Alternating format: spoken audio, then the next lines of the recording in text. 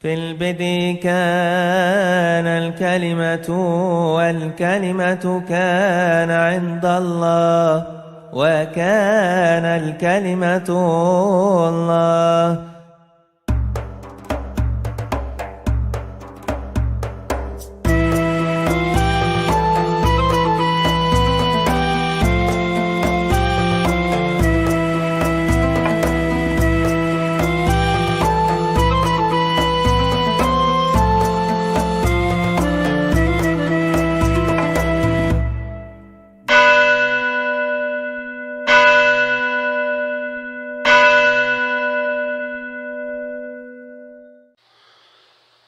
Salam sejahtera di dalam Kristus untuk saudara sekalian. Hari ini kita akan membahas tema, benarkah Kristen adalah agama ciptaan Paulus? Mengurai fakta historis, meluruskan nalar polemik. Mengapa? Karena seringkali seseorang itu menilai iman atau agama lain dari perspektif agamanya. Katakanlah, Rasul Paulus adalah tokoh iman Kristiani yang paling sering disalahpahami, bahkan dilecehkan. Misalnya, dengan menyebut rasul palsu dan sebagainya. Orang lupa bahwa Paulus adalah salah satu dari tokoh Kristen yang penting dalam sejarah gereja kuno. Bahkan kekristenan mengenang jasa Santo Paulus di dalam penginjilan kepada bangsa-bangsa lain. Sementara itu, orang begitu sensitif ketika tokoh agama yang dipujanya itu dikritik.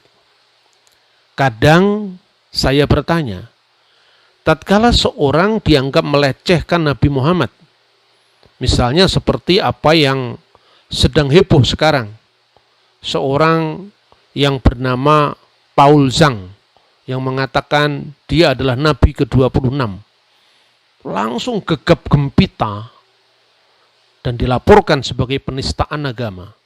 Saya tidak sedang membela posisi Paul Zhang karena saya tidak kenal dengan dia, tetapi saya hanya sekedar memberikan contoh.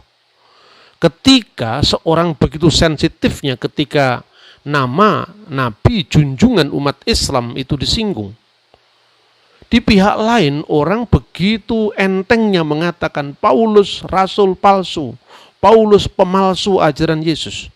Dan biasanya pembicaraan itu tidak didasarkan atas fakta historis, melainkan hanya lebih didorong oleh nalar polemis untuk sekedar menjatuhkan agama orang lain dan memandang agama orang lain dari perspektifnya. Nah, ini saudara-saudara yang harus dihindari. Tetapi baiklah, apa sih yang dipersoalkan tentang Paulus dan kenapa sering dipertentangkan dengan ajaran Yesus Kristus? Orang biasanya mempertentangkan antara ucapan-ucapan Paulus dan sabda-sabda Yesus. Padahal kitab suci yang dikutipnya ya Alkitab juga. Jadi dia membangun argumentasi untuk menolak Alkitab tapi dengan mempreteli ayat-ayat Alkitab tanpa melihat konteksnya secara keseluruhan. Lalu dia bermain-main dengan ayat itu untuk menyerang iman Kristen. Tentu dalam konteks yang sedang kita bahas, ini sebuah bentuk penodaan agama, sekalipun saya sendiri sebetulnya tidak terlalu setuju apabila perbedaan pandangan itu harus dipersekusi atau dikriminalisasi. Tetapi itu yang sering saya dengar ketika iman Kristen disalahpahami.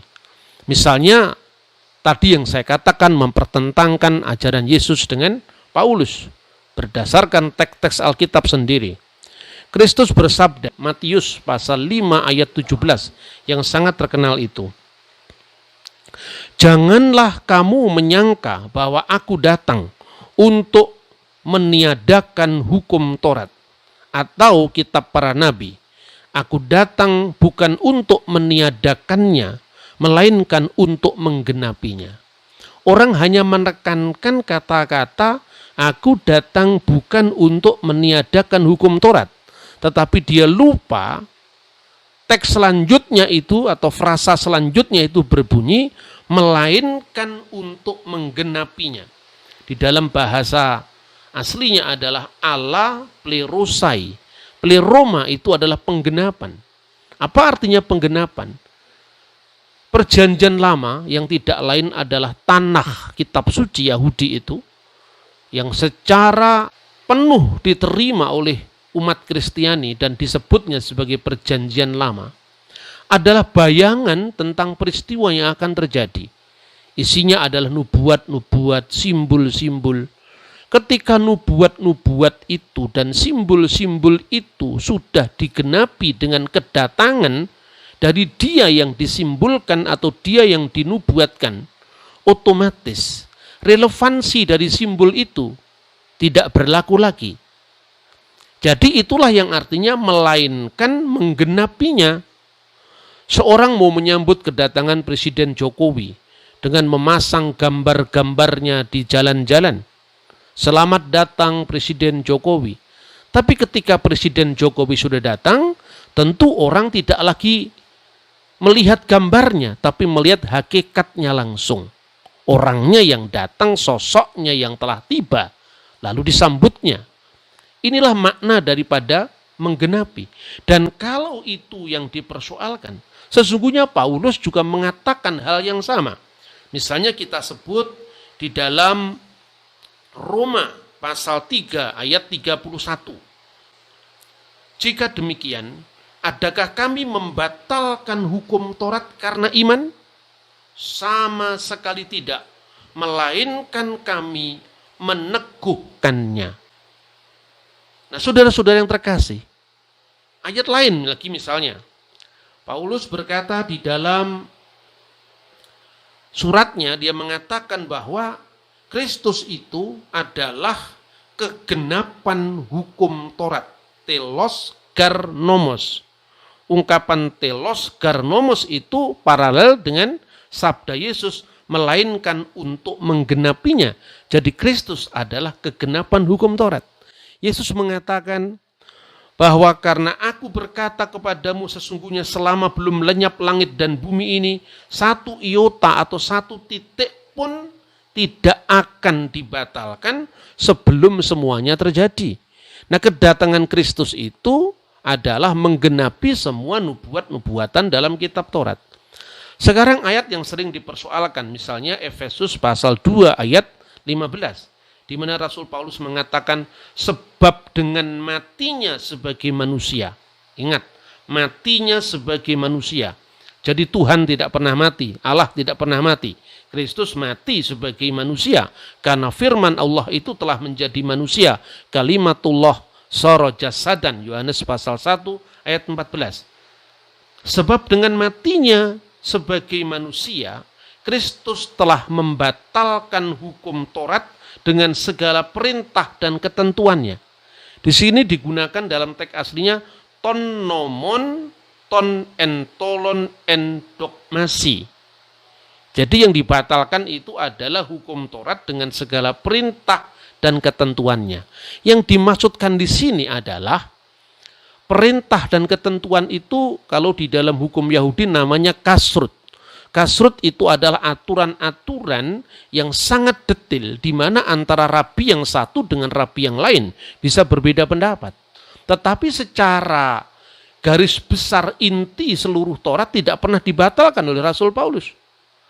Nah, ungkapan-ungkapan seperti ini yang sering tidak dipahami oleh nalar polemis orang yang mempersoalkannya. Misalnya, dia mengutip satu teks di dalam Galatia, di mana Paulus tidak menyunatkan Titus. Apa alasannya? Karena di Galatia itu muncul sebuah komunitas legalis dari kalangan Kristiani yang berasal dari orang Yahudi, yang memaksakan hukum sunat itu kepada bangsa-bangsa lain yang menerima Kristus. Maka sedikit ragi akan mengklamirkan seluruh adonan. Apabila itu tidak dipangkas, artinya pelaksanaan hukum secara legalistik itulah yang sebetulnya dihindari oleh Paulus. Sementara ayat yang lain di mana di dalam Kisah Rasul pasal 16, Paulus menyunatkan Timotius tidak pernah dikutip.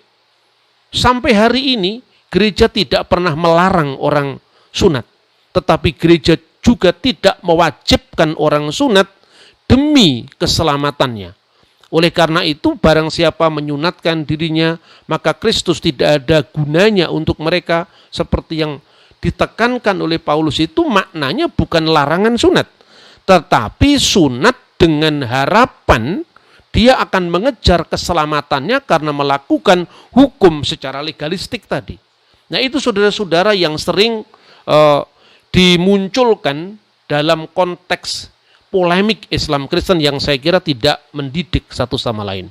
Kemudian Paulus bukan satu-satunya dari tokoh dari kekristenan. Kalau kita lihat ya, Paulus adalah orang yang memang dipanggil Kristus secara langsung. Sebagai contoh bagaimana Kristus itu berkuasa ketika dia sudah dibangkitkan dari antara orang mati untuk memperlengkapi murid-muridnya yang dari kalangan Yahudi. Dan Paulus juga dari kalangan Yahudi. Tetapi dia lebih siap dengan situasi di mana Injil harus dibawa ke kalangan masyarakat yang bukan Yahudi. Makanya Injil harus disampaikan kepada orang-orang goyim.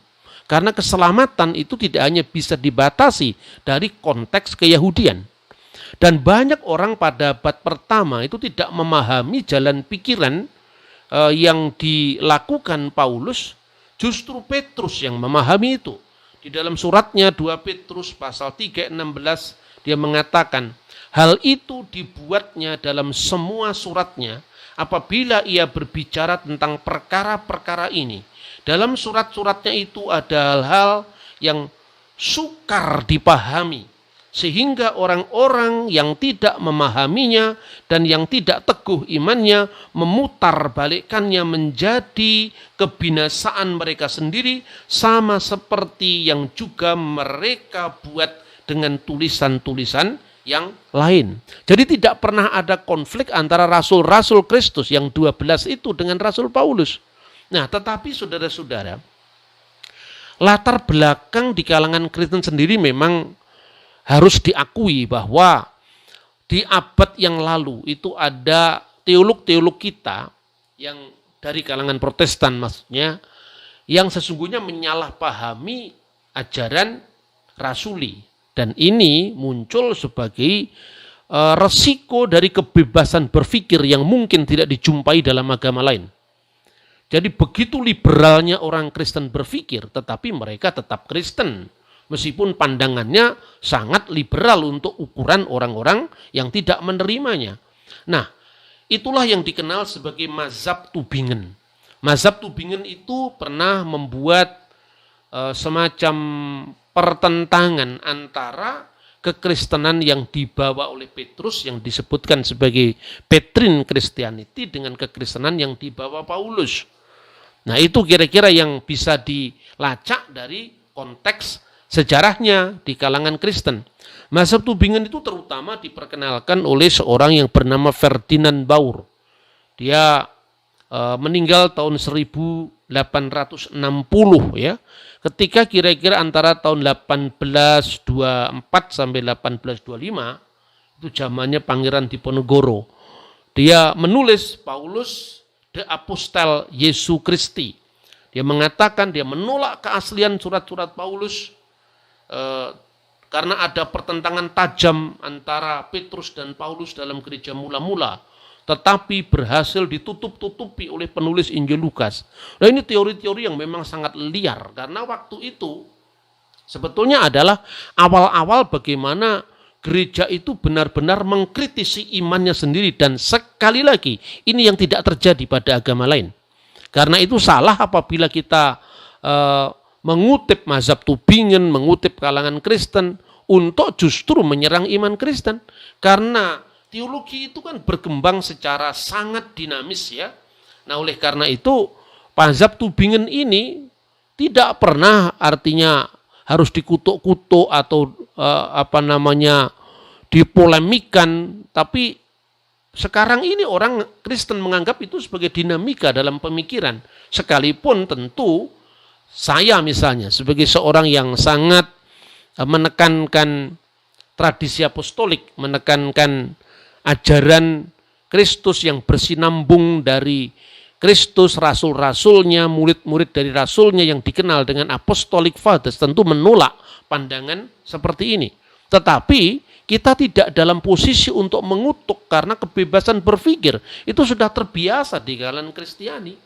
Nah, saudara-saudara, apa dibalik behind the Tübingen School itu sebetulnya? Ini yang harus disampaikan dengan terus terang ya. Waktu itu para teolog non-Katolik itu memiliki mentalitas asal beda dengan Katolik. Pada saat itu ada kecenderungan dari kalangan teolog-teolog non-Katolik itu untuk menyangkal Petrus ke Roma. Jadi catatan historis Petrus ke Roma itu yang sebetulnya itu jelas-jelas termaktub dalam dokumen kuno manapun juga pada abad kedua, akhir abad pertama, abad ketiga. Hanya tujuannya itu untuk menyangkal sifat apostolik dari gereja Roma. Itu sebetulnya behind the Tübingen School, salah satunya ya, tidak sepenuhnya. Ini saya sampaikan karena untuk melacak itu. Nah, kisah kehidupan para rasul dan murid-muridnya itu dipelihara di gereja kuno. Tidak sekedar apa yang tercatat secara eksplisit dalam Alkitab, tapi juga dilestarikan dalam liturgi gereja, catatan-catatan sinaksarion. Tapi tentu ini tidak disamakan dengan tradisi atau adat istiadat nenek moyang seperti yang dituduhkan mereka-mereka yang misalnya anti Katolik atau anti gereja kuno seperti gereja Ortodok misalnya. Bukan itu. Nah, kemudian ketika mereka menganggap bahwa semuanya itu adalah made in Katolik, pada tahun 1873 itu ditemukan salah satu dokumen dari karya-karya Bapak Apostolik itu antara lain Didache. Dan Didache ini semacam adalah buku katekisasi terkuno di gereja yang ditulis ketika Rasul Yohanes masih hidup, berkarya di Efesus. Nah, kitab Didache itu ditemukan dan ini yang digolongkan sebagai Apostolic Fathers. Tidak lama kemudian juga surat-surat Ignatius dibaca lebih luas lagi, karya-karya Clement dari Roma dan banyak sekali tulisan murid-murid para rasul kemudian dikenal di kalangan orang-orang Kristen di Eropa. Lalu apa yang terjadi? Pertama-tama banyak teolog yang non-Katolik itu menuduh bahwa tidaklah mungkin bahwa di masa penganiayaan seperti itu akan muncul buku-buku yang ditulis oleh muridnya para rasul. Nah, ini sesungguhnya sebuah bentuk keterkejutan karena ternyata bahwa ajaran gereja itu bisa dilacak dari awal sampai kepada para rasul Kristus sendiri. Tetapi puji Tuhan bahwa ini tidak hanya menjadi pergulatan orang Katolik. Ada banyak orang-orang Protestan yang jujur, yang kemudian mencari kebenaran. Dan sekalipun dia tentu tidak dalam konteks berbicara sebagai orang Katolik, tetapi penemuan-penemuan ini sangat penting di dalam kajian tentang sejarah gereja. Maka J.B. Lightfoot, seorang penulis dari gereja Protestan, seorang teolog dari gereja Protestan, kemudian menerbitkannya di dalam bukunya Apostolic Fathers. The Apostolic Fathers ini memuat baik itu tulisan dalam bahasa aslinya yaitu bahasa Yunani maupun terjemahannya dalam bahasa Inggris. Dan apabila dalam teks-teks Bapak Gereja itu ditulis dalam bahasa Latin atau bahasa Aramaik, dia akan mencantumkan itu di dalam edisinya. Nah, ini sesuatu yang harus disambut gembira karena perkembangan ekumenis antara gereja Katolik dan gereja Protestan, dua gereja yang dominan di negara barat. Maka teolog lain seperti Adolf van Harnack kembali meyakini data-data awal gereja dan mengusulkan agar buku-buku perjanjian baru itu ditulis lebih awal lagi daripada semua yang sudah dituduhkan atau diteorikan oleh para teolog yang sangat liberal hasil dari mazhab Tübingen tadi. Misalnya yang memberikan penanggalan Injil Yohanes itu ditulis pada abad kedua dan sebagainya. Ini semua kesimpulan-kesimpulan yang kemudian menjadi invalid, menjadi cacat setelah ditemukan bukan hanya karya-karya murid-murid para rasul, tetapi perkembangan berikutnya nanti ditemukan naskah-naskah perjanjian baru yang melimpah ruah luar biasa, yang jaraknya itu hanya ada bahkan yang belasan puluhan tahun. Misalnya naskah Injil Yohanes yang dikenal dengan P52 itu berasal dari tahun 115 Masehi, sementara Rasul Yohanes wafat di Efesus tahun 96, hanya ada jarak belasan tahun. Dan itu jumlahnya cukup banyak untuk perjanjian baru, 5.780-an naskah yang sampai hari ini Anda bisa cross-check. Sehingga ungkapan-ungkapan Alkitab dipalsukan itu sesungguhnya adalah opini-opini orang yang kurang terpelajar. Coba Anda lihat langsung di Bibliotheca Bodmeriana di Switzerland. Itu papirus-papirus kuno yang bisa langsung diakses. Anda akan membaca di Injil Yohanes pasal 1, semua bunyinya sama. Enarki in holokos, ki holokos in prostontion, ketios in holokos. Nah, ini yang menjadi dasar dari kristologi logos tentang firman Allah yang menjadi manusia. Nah, saudara-saudara, kemudian di situ ketika Adolf van Harnack tadi meyakini data-data awal gereja, sesungguhnya dengan penemuan karya-karya Apostolic Fathers itu sebetulnya mazhab Tübingen itu sesungguhnya tertantang berat, tetapi kadang-kadang karena gengsi akademis dan sebagainya, orang tidak mudah untuk menghapuskan pendapatnya yang lama. Dari tulisan-tulisan muridnya para rasul itu dibuktikan tidak ada jejak pertentangan antara misalnya muridnya Petrus dengan muridnya Paulus yang dipertentangkan itu. Kalau saudara-saudara melihat sejarah Indonesia aja misalnya, Bung Hatta pernah mengkritik keras Bung Karno tentang demokrasi terpimpin. Bung Hatta mengatakan demokrasi terpimpin itu seperti mendirikan rumah di atas kertas, bagus dan indah. Tetapi itu usianya tidak akan panjang, sepanjang dengan usia penggagasnya yaitu Soekarno. Begitu kerasnya. Tetapi pertentangan itu bisa dilacak jejaknya. Kalau bukan di tulisan Bung Karno langsung atau Bung Hatta langsung, murid-muridnya Hatta, murid-muridnya Bung Karno bicara tentang itu. Bisa dibuktikan. Karena apa? Murid-muridnya yang nulis Injil, yaitu murid-muridnya penulis Injil Perjanjian Baru, itu juga meninggalkan dokumen bagi kita yang cukup lengkap. 7 dokumen yang ditulis oleh Ignatius dari Antioquia, yang wafat tahun 107 misalnya. Itu jelas sekali. Polikarpus dari Smyrna yang itu wafat tahun 156 Masehi misalnya. Ada banyak sekali ya. Dan jelas di situ dibuktikan tidak ada jejak pertentangan antara murid-murid Petrus yang dipertentangkan dengan Paulus. Tidak ada jejak pertentangan di sana. Kita akan mempelajari, misalnya saya akan mengutip beberapa kutipan dari tulisan murid-murid para rasul itu. Ya, yang pertama The Fragment of Papias. Fragmen Papias itu dilestarikan oleh bapak-bapak gereja sesudahnya. Papias meninggal tahun 130 Masehi. Dia mencatat dalam fragmen Papias tadi begini. Kapan saja pengikut para presbiter itu datang, saya akan menanyakan untuk perkataan mereka. Apa yang pernah dikatakan oleh Andreas atau Petrus atau Filipus atau Thomas atau Yakobus atau Yohanes dan Matius atau salah seorang dari murid-murid Yesus, dan apa yang dikatakan oleh Ariston dan Yohanes sang imam, para murid Yesus itu.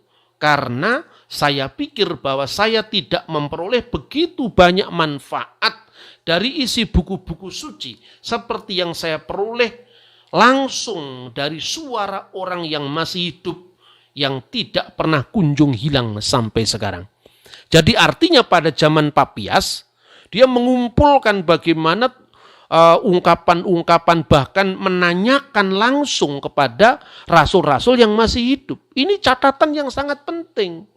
Anda tidak bisa melalaikan kisahnya tentang Hayamuruk dengan membuang negara Kertagama yang ditulis oleh pujangga yang sejaman. Misalnya seperti itu. Yang kedua, Mar Ignatius al-Antaki atau Ignatius dari Antioquia. Dalam bukunya dia menulis seperti ini. Dia adalah muridnya Rasul Petrus dan muridnya Rasul Yohanes. Aku tidak sebanding dengan apa yang diperbuat oleh Petrus dan Paulus. Mereka adalah rasul-rasul dan aku adalah hamba pelayan. Kini akulah murid pertama mereka. Mereka adalah orang merdeka, aku adalah hamba setiap saat. Mereka telah menderita tetapi aku orang yang terbebas dalam Yesus Kristus dan aku akan bebas dalam Dia. Sekarang aku sedang belajar dari belengguku untuk mencapai segala kebahagiaan. Ignatius itu adalah muridnya Petrus dan muridnya Yohanes. Dia mengatakan, aku tidak sebanding dengan apa yang diperbuat oleh Petrus dan Paulus. Dia tidak pernah mengatakan Paulus bertentangan dengan Petrus. Jadi bagaimana para teolog dari zaman Pangeran Diponegoro dia bisa bikin teori Paulus bertentangan dengan Petrus? Berikut. Mark Clement atau Santo Clement dari Roma. Dalam bukunya atau dalam suratnya dia menulis ketika waktu itu gereja Roma menghadapi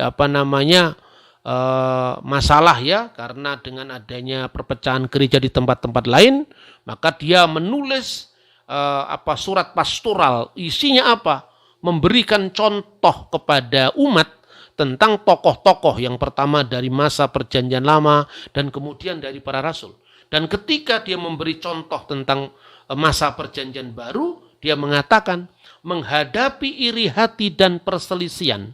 Paulus telah memberikan contoh yang telah ditunjukkan olehnya dengan membayar harga bagi ketaatannya. Setelah ia 7 kali diikat, dibuang ke pengasingan, dilempari batu, Paulus terus mengabarkan Injil ke timur dan ke barat sampai mencapai kemenangan yang mulia dan menjadi hadiah bagi imannya.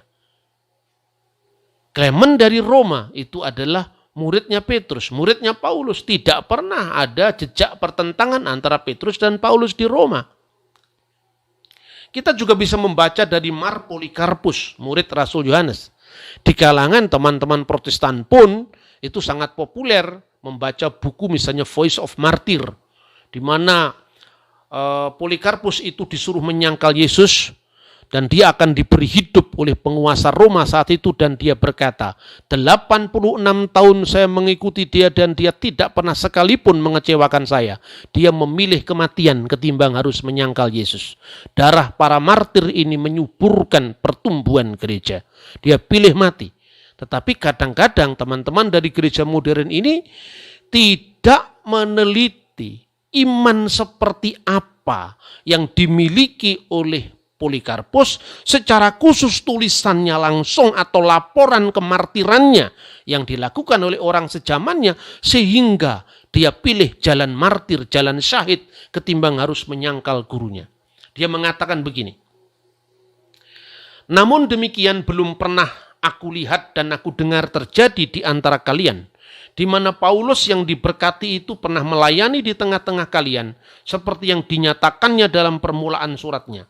Sebab Paulus membanggakan kalian di antara semua gereja, sebagai satu-satunya yang waktu itu mengenal Allah, ketika kami sendiri belum mengenalnya. Jadi sangat jelas bahwa tidak ada jejak pertentangan di gereja kuno antara Petrus dengan Paulus, lalu sekarang ini muncul lagi antara Yakobus dengan gereja-gereja non Yerusalem dan macam-macam teori-teori seperti itu. Tapi di kalangan Kristen itu sudah terbiasa. Yang tidak biasa adalah mencomot teori itu dan kemudian tanpa melihat latar belakangnya, lalu disusun dalam alur polemis asal beda dengan kekristenan, lalu dihantamkan kepada kekristenan. Dan itu yang sering terjadi. Tapi kadang-kadang pola-pola seperti itu merepotkan diri sendiri. Saya tidak ingin mengintervensi agama lain, tetapi saya hanya sekedar mengingatkan. Pernah ada heboh buku yang berjudul Miracle the Reference. buku tafsir Al-Quran ini disajikan dalam bahasa Indonesia dengan referensi banyak tulisan-tulisan para ulama terdahulu. Nah, dalam buku itu hebohnya karena apa? Karena ada nama Paulus. Nah, dalam sebuah tafsir surat Yasin, ya, sekali lagi saya tidak mengintervensi iman orang lain, tidak, tapi saya sekedar menceritakan ini pernah terjadi di kalangan hubungan lintas agama. Dalam tafsir surat Yasin ayat 13 dan 14 itu kan dikatakan, dan buatlah bagi mereka suatu perumpamaan tentang penduduk suatu negeri, ashabal qaryah, ya, penduduk suatu negeri yang ketika utusan-utusan itu datang kepada mereka, ya, Idja'al hal mursalun, ketika orang-orang yang diutus itu ja'a, datang kepada mereka.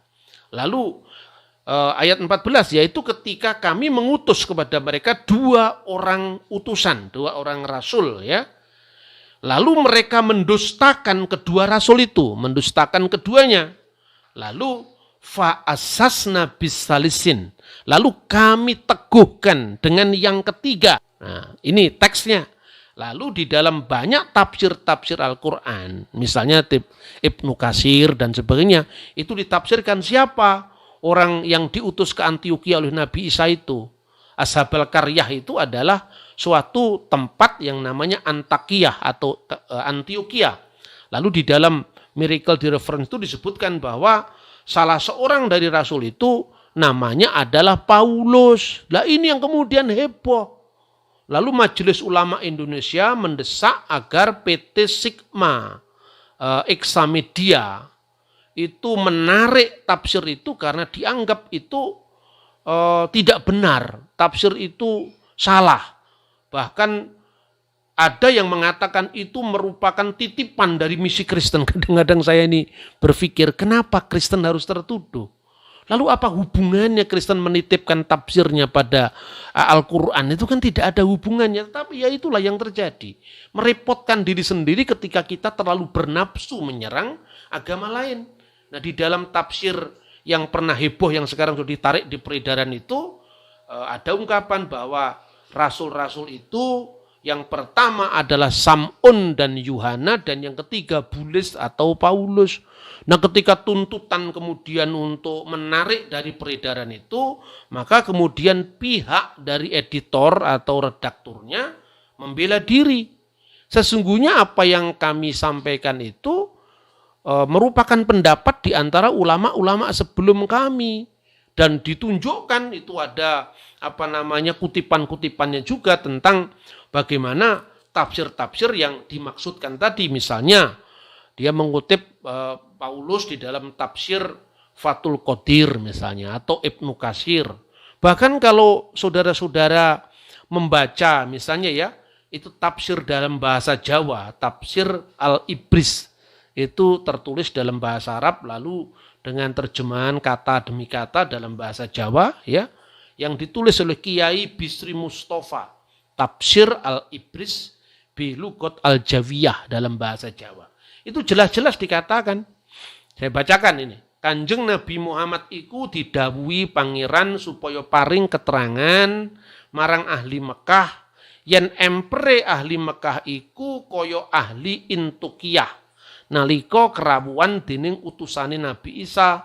Mungguh kisahe mengkene Nabi Isa iku ngutus utusan loro sing aran Yahya, kang siji maneh aran Bulis itu Paulus, supaya tablik ing Intukiyah Yunani. Jadi Nabi Muhammad telah diberitahu oleh Tuhan supaya memberikan keterangan kepada penduduk Mekah bahwa penduduk Mekah itu seperti penduduk Antioquia ketika didatangi oleh para utusan dari Nabi Isa. Demikian kisahnya.